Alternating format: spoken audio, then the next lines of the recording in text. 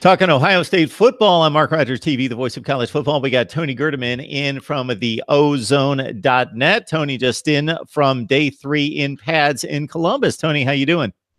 Doing pretty good. Starting to look like spring in Ohio, so I like that. Yeah, well, that's the big thing right there. Last week in March could be 28 degrees, or it could be more like 55. So that's what we live with for about a month into April here. So I think we got a little bit of both, little brisk, 28 but to sunny. 55. Yeah. Yeah, 28 to 55. You wake up, it's cold. About 7:30, it's about as warm as it's going to get, and then it just cools off again. Exactly. Well, fans hoping that Justin Fields gets hot and stays hot and shows something. And based on what you told me before we started to record, there is certainly a difference in this young man, as you expect from elite athletes. And when they're on the field, even with high caliber athletes, that there's a difference. Yeah, definitely. And like I was telling you, when you watch him throw the ball, or when you watch the ball, he just throws a different ball than everybody else. You don't need to see who's actually throwing the ball to know when he threw it. The trajectory is, everybody else is like this, and he's, straight. He still has touch, but his arm is significantly better stronger than anybody else on the Ohio State roster. And really, the quarterback battle is just a two-man race. Fields took everything we saw, or at least 95% of what we saw, and we saw the entire practice today. He was with the ones. Ryan Day was asked if we should read into anything like that, and he said no, because Matthew Baldwin has been with the ones, and he'll be with the ones again. But, we've seen an hour of 2 practices, so 2 hours there, and then the 2-hour practice today. I'd say Fields has been with the ones all of today and at least 60% of the other 2. You talk to other people who are watching, other guys in the media, and we're all like, it looks like Fields. It looks like he's out in front, but of course, Brian Day doesn't want to say that, doesn't want to put that out there, doesn't want to discourage the competition. And I think that's what they really want. They want competition out of these 2, because that'll get them both better. And right now it's so early, you don't want to give a guy a reason to leave. Yeah, so Tony, I'm glad that you said quarterback battle, because I wasn't going to say it. I don't necessarily think there truly is one, but I'm running a series highlighting quarterback battles across the country, and certainly I want Ohio State to have a quarterback battle just for a few clicks. But kidding aside, there's a little bit of politics here, not just in regards to the fan base. I'm not even thinking in that direction, just in regards to, he's clearly the best talent. Therefore, you want him to win the job, because otherwise you're not having your best talent on the field. If there's an issue with him grasping the offense, and you truly need to go with Matthew Baldwin because he's just not handling it, Justin Fields, and I'm not saying there's a concern there. I'm saying if that's the case, plus then you've got a situation where somebody came to the university with that kind of skill set and that kind of hype, and you're putting him on the bench. So that always has to play into it, and you hope that it doesn't if you're Ryan Day. Well, when you say that you have the more talented guy sitting, and you bring that up to Ohio State fans, they're going to immediately say Dwayne Haskins in 2017, when it was JT Barrett, who was a 5th-year senior and the most prolific quarterback in Ohio State history. So of course he's going to be the guy, but it's hard to ignore the fact that he is more talented. He may not have been ready to be the leader that JT Barrett was when he was just a redshirt freshman. And, how could he be? But there's no doubting that the talent that he had. And so if they were to, if Matthew Baldwin was to win the job, and you still have, you'd have Buckeye fans who were, once again, if Matthew Baldwin struggles or has a 4-interception game, or they, get blown out at Iowa or something of that nature, once again, you've got the best quarterback on the bench. How do you not, how are you supposed to be this quarterback guru, and Urban Meyer and Ryan Day both? How are you guys supposed to be this good with quarterbacks, and you can't see what everybody else can see? So I guess it's better for everybody if Justin Fields just wins the job. Tony, what you're saying is a little far-fetched. I can't imagine a top 10 Ohio State team going to Iowa. Iowa will squeak out a win maybe, but I couldn't see them in any way possibly blowing out Ohio State. That couldn't happen. I would have never thought that as well, you know. And now it's only like I think Alabama is the only team that doesn't happen to anymore, I guess. Absolutely. All right. So you got to see the rest of the team, not just in Fields, but that's what everyone wants to hear. But in regards to the rest of the team, you took note of some schematic things on a defense and how the players were responding. Yeah, it's a brand new defense. They're going to more of they've included a hybrid linebacker safety. They're calling him the Bullet. And right now that's Brendan White, who came on last season at safety and kind of bailed the defense out quite a bit. And it seemed like coming into this year, they've finally got their safety situation figured out after struggling with it for so much of last season. And now they're moving him to basically linebacker, and they're going to have to, you know, find another new safety. But it's an interesting thing where he plays safety on one play, he'll come down to linebacker on the next play. Then the next play, he's not even in there, and they've got three regular linebackers. The next play, there'll be 4 linebackers. The next play, there'll be 1 deep safety. The next play, there'll be 2 deep safety. So that's right now trying to figure all of this out. It's impossible because they're mixing and matching. The top 2 middle linebackers were out today with minor injuries. So you had sophomore Taraja Mitchell in with the 1s, and you've got a lot of guys in with the 1s mixing in with the 2s. So they're just trying to learn the defense. Now, what they have been saying, and the linebackers, especially last year, was not a good year for the linebackers. And I'm not sure if I mentioned on this show, but linebacker coach Bill Davis last year, you know, Ryan Day did not retain him. And in his parting speech to his linebackers, told them that this was the most complicated defense they'll ever play in. And you can see the results of complicating a college kid's mind with a defense. And so they've gone about simplifying this defense so that the defense can play faster and the linebackers especially can play faster.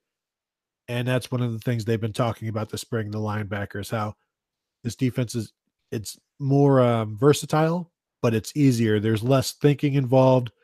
There's less concern. There's less variable for what they have to do. And that makes them able to move faster.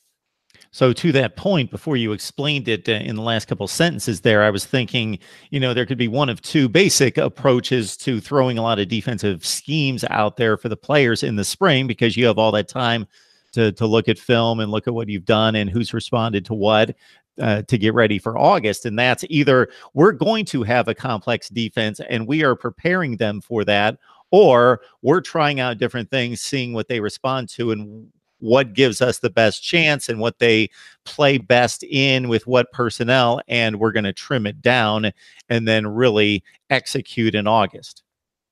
Yeah, when you ask Ryan Day what he wants from this defense scheme-wise, he doesn't answer you. When you ask the defensive coaches, you know, what is it going to be, they won't answer you because, like you said, they're still trying to figure out what they can be. And if they don't have a guy that they think can be that bullet, or if they don't have a guy that they think can do something they want a certain safety to do, then they have to scrap that and figure out what they can do. And that's what a lot of the spring is about, just figuring out what they are capable of doing, what each player is capable of doing. And you look back at last year where that was like the 2nd or 3rd year of Greg Schiano's defense that he wanted. And so he would add on to it each year, but towards the middle of the year, things would not be going well. So he'd have to peel some of it back.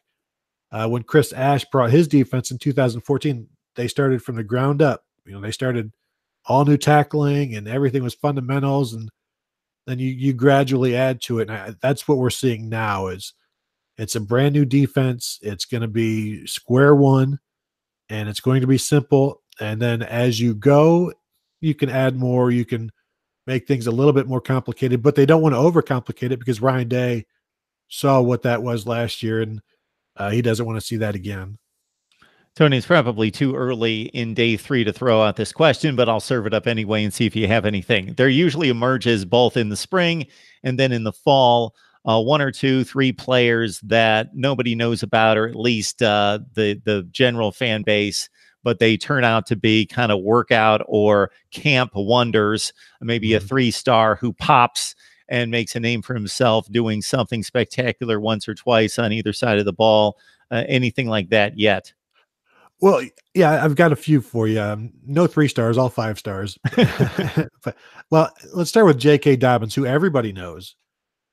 Outstanding as a freshman in 2017. Last year, way below average for an Ohio State starting running back. Averaged like 4.6 yards per carry, which hasn't been done for a leading rusher since like 2004 with Lydell Ross.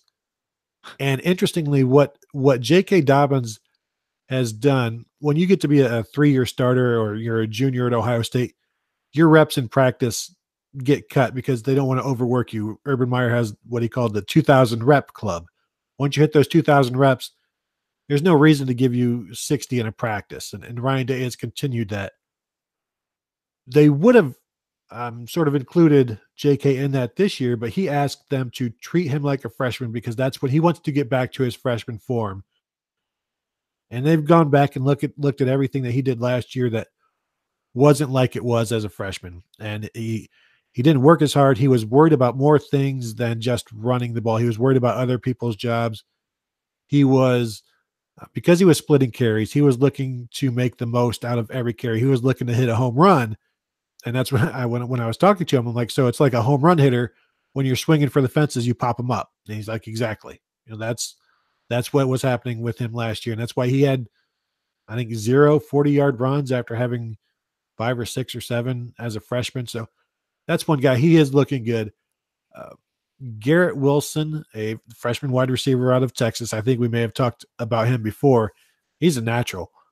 He had a great catch on the sideline, deep sideline today, just blanketed in coverage and went up and high pointed it, got a foot down right on the sideline in front of, it's Student Appreciation Day today. And there's a bunch of high school teams there and right in front of the crowd. And of course you've got onlookers who are oohing and eyeing.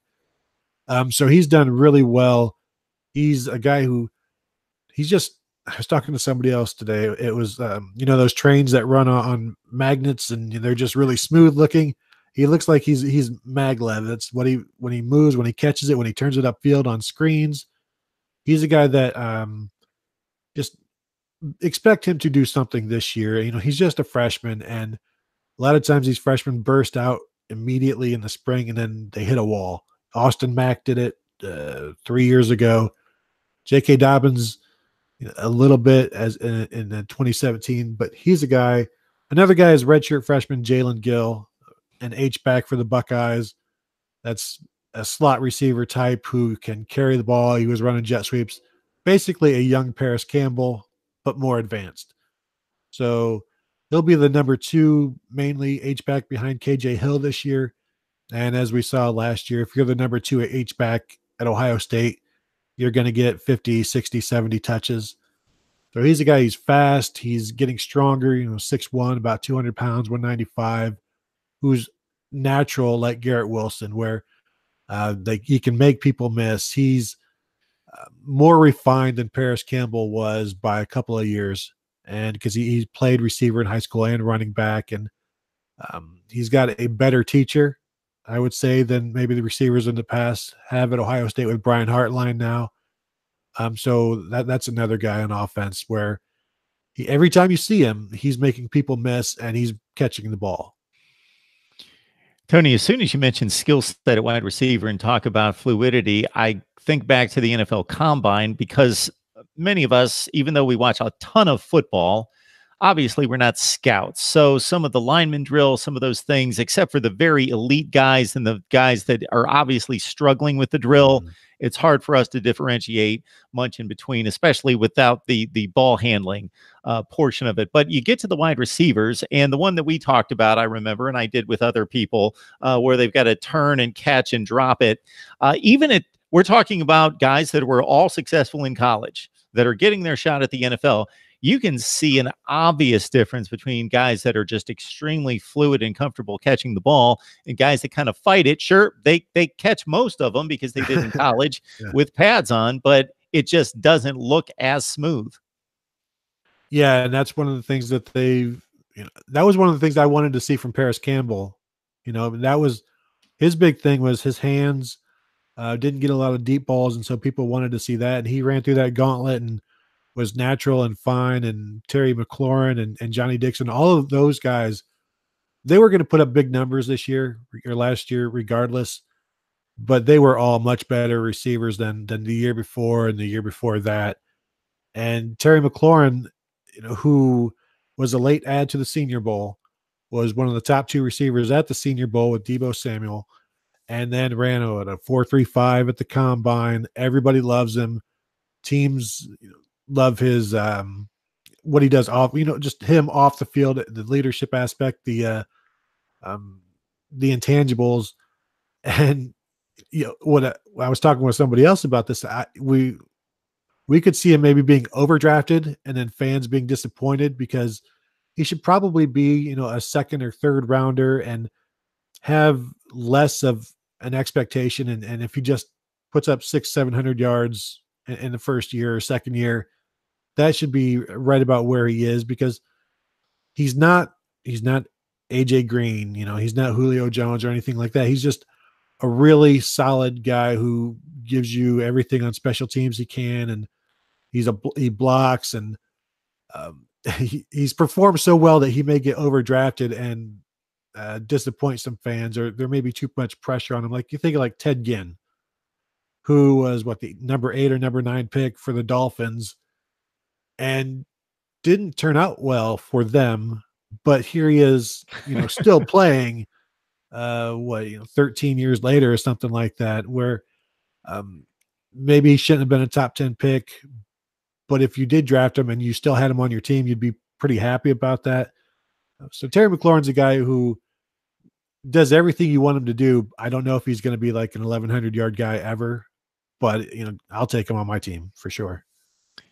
Ted Ginn seemed to be cut from the same cloth as Joey Galloway, who was still playing like 13 or 14 years later and still seemed to be the fastest guy in the field, despite the age. And with Ginn, he just looks different than everybody else when he strides with the football or without the football.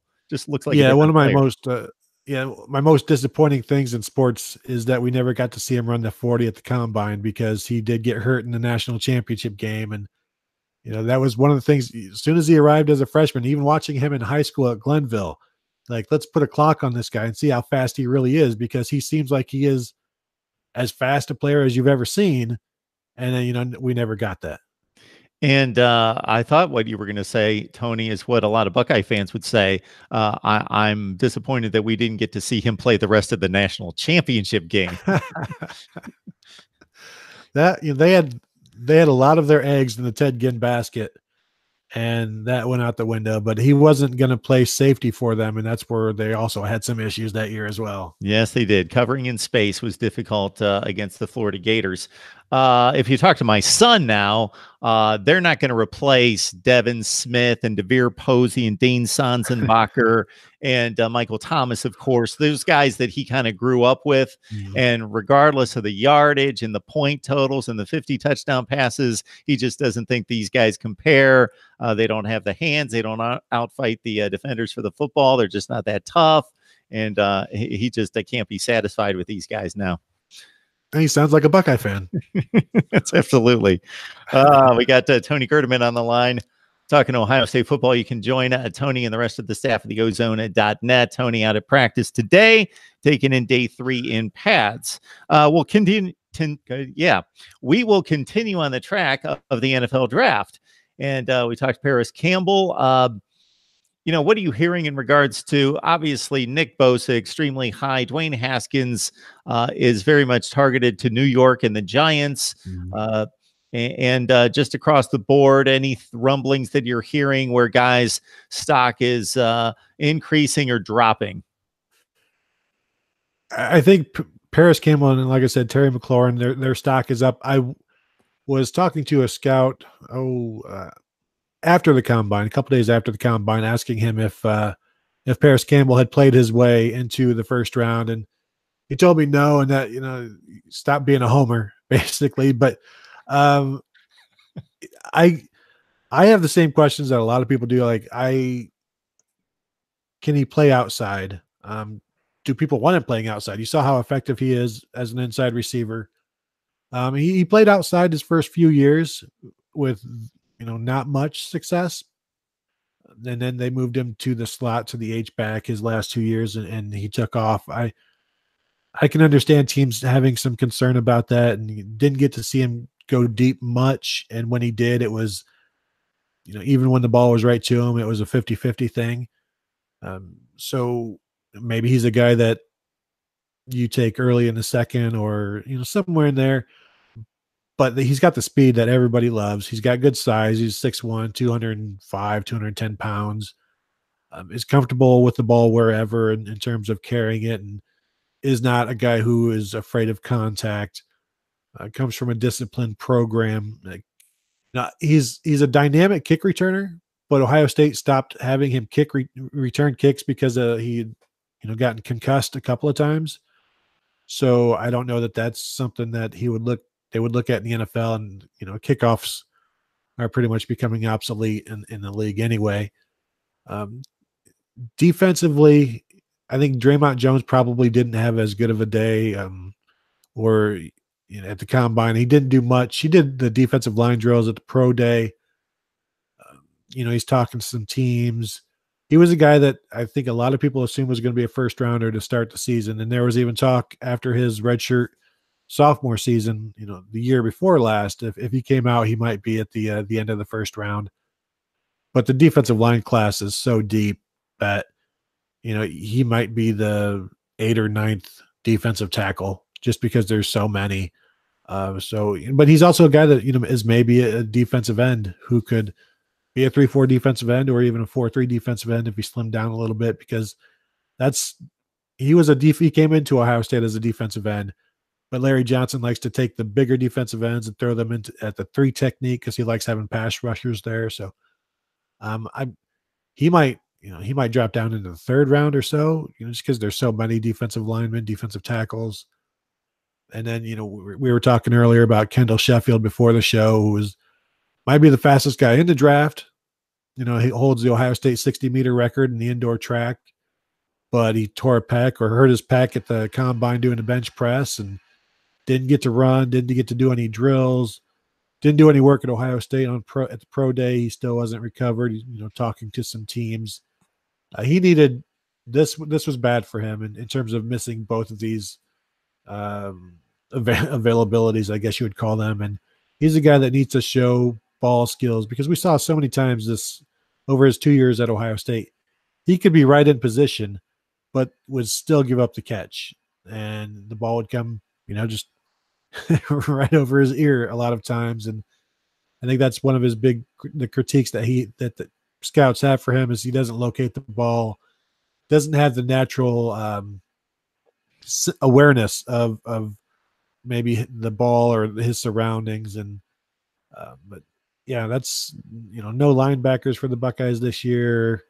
Nick Bosa, obviously, I think anybody who doesn't take him will regret it. Even if you need a quarterback, he's a guy who is just relentless, and he went through a lot of the stuff that his brother went through as juniors, being just throwing so many blockers at him, and it didn't matter. I mean, he was going to put up monster numbers last year until he got hurt. He still finished. I think he had 6 tackles for loss in 3 games, and Ohio State's other starting defensive end finished with 6.5 over 14 games. He's just he's a monster. Yeah, and I recently saw the numbers in regards to all the measurements versus his brother in both size, but also a measurement in terms of activity that they were measured on, and pretty much outdid his brother Joey just right down the line.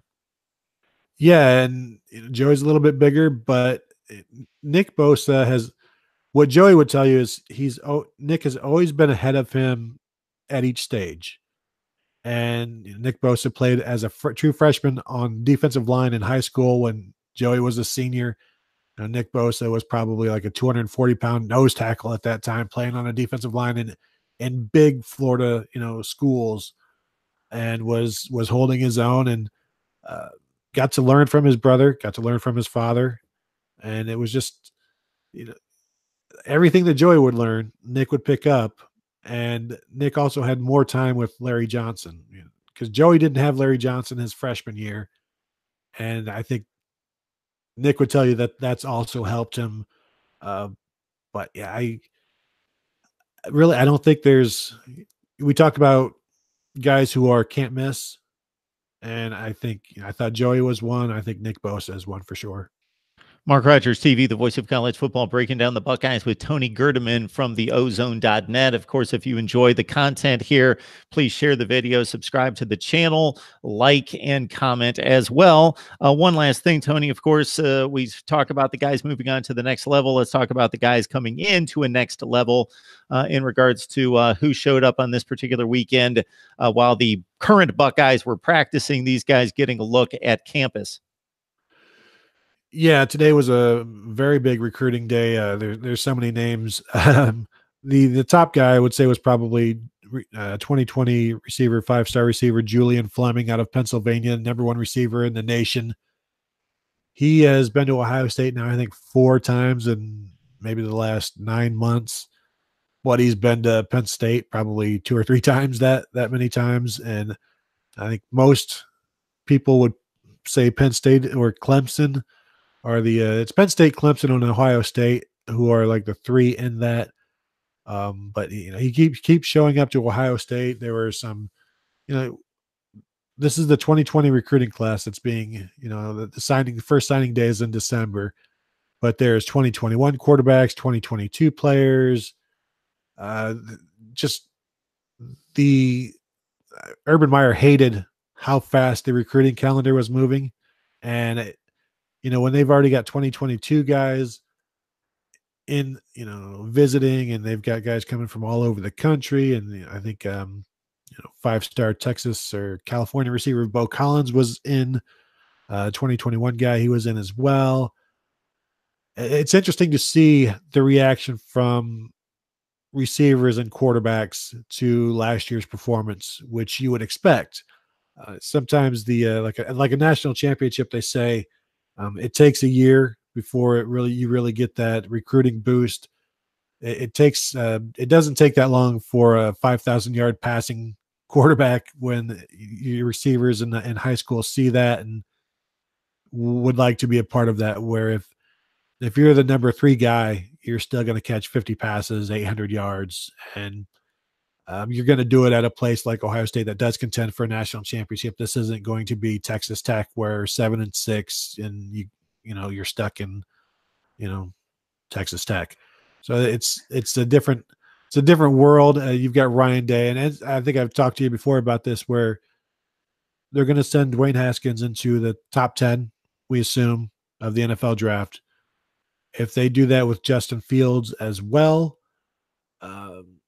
then do we start to see Ohio State sort of, and I've written about this before, could this be the start of Ohio State becoming a quarterback U, which would be outlandish when you consider Ohio State's history in the NFL with quarterbacks, where the best ones would be Mike Tomczak, Tom Tupa, Kent Graham, the most prolific, and it's not a great list. And the first Art Schlichter was the maybe the only first round quarterback that Ohio State has sent to the drafted in the first round, and we all know he was a spectacular bust.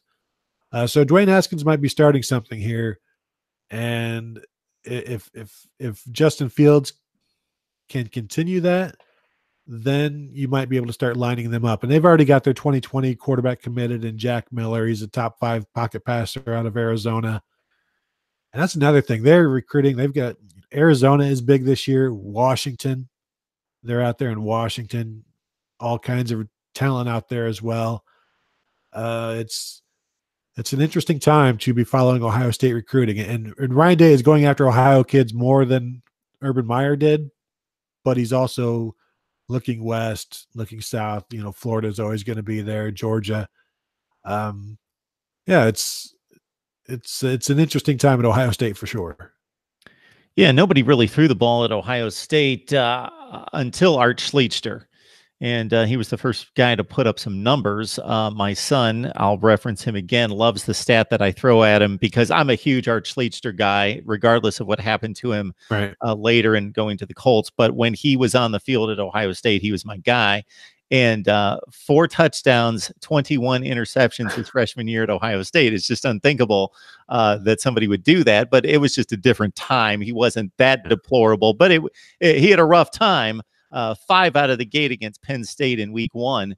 But yeah, after that, you would have to say Mike Tomczak was the most successful quarterback in the pros at Ohio State. You mentioned a few guys that would get like half season starts, like a Kent Graham with the Giants, Craig Krenzel did with the Bears, Troy Smith. I remember one of Troy Smith's last starts, it might have been his last start. He had like a spectacular game for the 49ers against the Rams in a meaningless game between 2 bad teams, but threw for like 340. And then he had the offseason issues and never got back on the field. But yeah, the quarterback position, it's not even close, has been the weakest, not even close, the weakest if you line up all the positions historically for Ohio State in the NFL. Yeah, and we could go on and on. Bobby Hoying was the Eagle starter for 5 or 6. Started the season for them and made it 5 or 6 games or so. And like you said, Craig Krenzel, Tomczak would be the guy where the starter would get hurt early in the season and he would start the rest of the season. Those types of things. And it's not been great, but maybe things will start to turn. And that was one of the things. Urban Meyer came to Ohio State, had never had a 1,000-yard rusher. And, he got that Ohio State. And it always felt to me like the one thing that he did not get for Ohio State or did not produce at Ohio State was that first-round quarterback. And that's, I think he did, at the end with Dwayne Haskins. We can credit him for that. He brought Dwayne Haskins in, although Haskins was their second choice at quarterback to a guy who quit the position and wanted to play receiver instead. So, and Maryland fired Randy Edsall, which also helped Ohio State land Dwayne Haskins. So there's a lot of things that had to happen to get him here. But it turned out well for everybody. And I think this is the start. And as long as Ryan Day is around, he's going to put some big numbered quarterbacks on the field. All right, talking Buckeyes with Tony Gerdeman from the Ozone. Please join him for some smart analysis on Ohio State football again at theozone.net. Tony, appreciate you stopping by. No problem. Thanks for having me. All right, good stuff.